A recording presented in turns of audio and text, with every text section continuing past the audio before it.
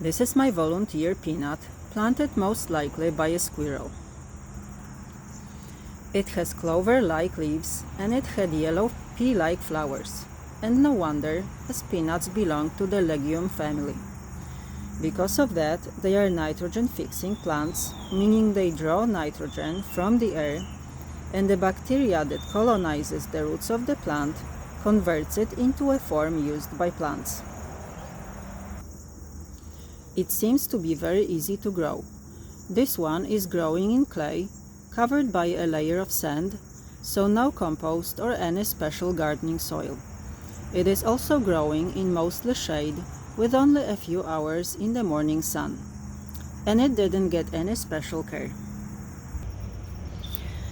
The nuts grow underground from so-called pegs that were formed by pollinated flowers and which are still connected to the plant by a stem.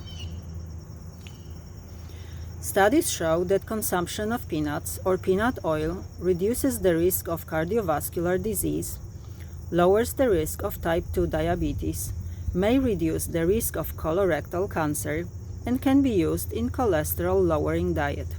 So growing peanuts is good for you, the soil, and is also very easy.